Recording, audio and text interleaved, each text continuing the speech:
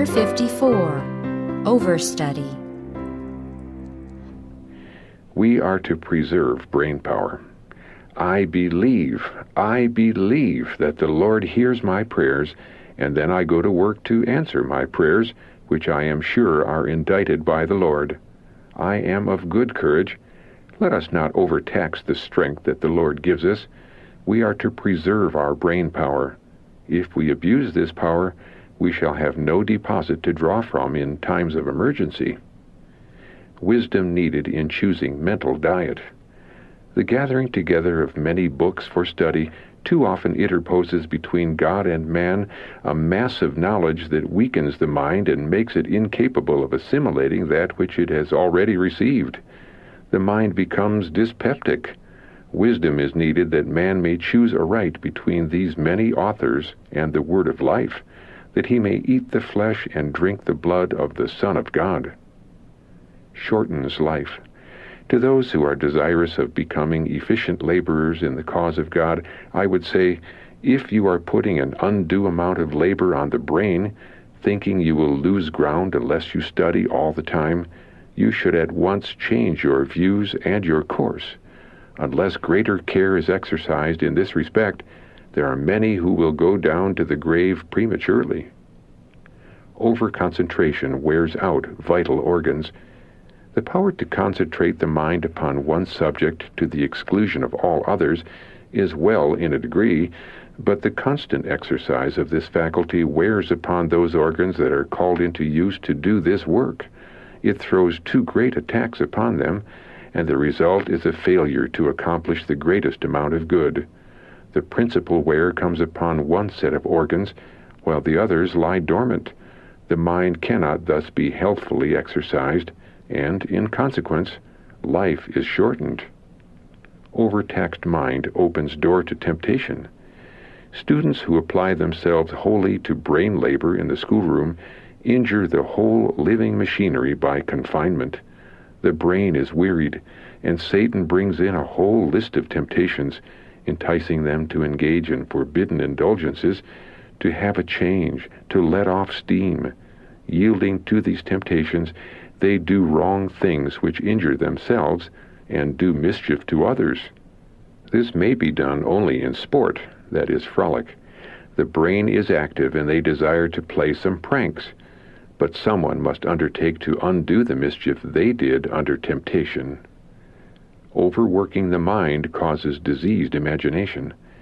The proper methods have been presented to me. Let students, with their mental studies, call into exercise the physical and moral powers.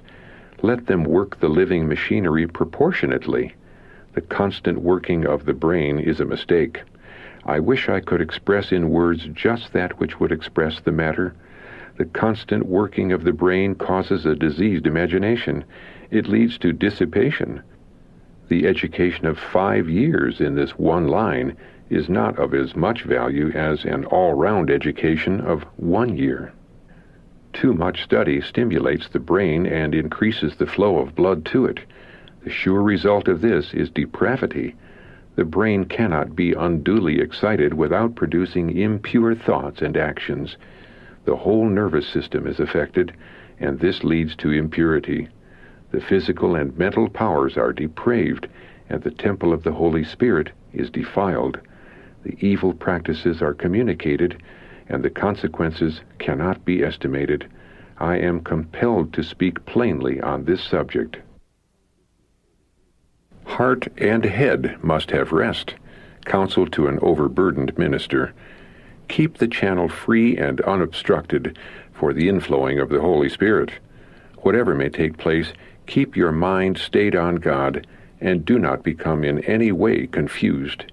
As I talked with you in the night season, I saw that you were brain-weary, and I said to you, Cast all your care upon the Lord, for he careth for you. Lay your burdens and perplexities upon the burden-bearer.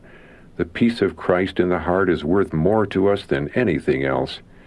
I warn you to be careful.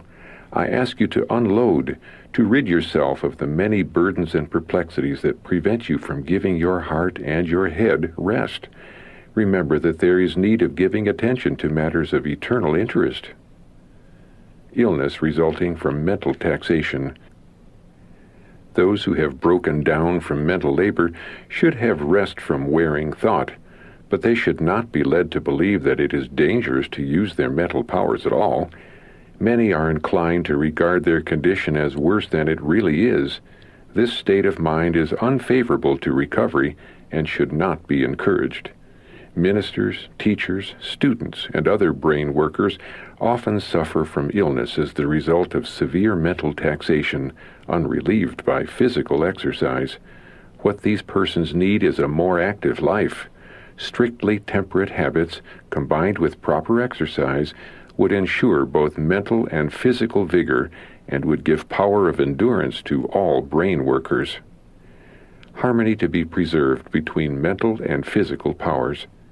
We lose or gain physical strength just in accordance with the way in which we treat the body. When the largest portion of time is devoted to brain work, the organs of imagination lose their freshness and power, while the physical organs lose their healthy tone. The brain is morbidly excited by being constantly exercised, while the muscular system is weak from lack of exercise. There is a manifest loss of strength and increase of debility, which in time makes its influence felt on the brain. As far as possible, harmony should be preserved between the mental and physical powers. This is necessary for the health of the entire system.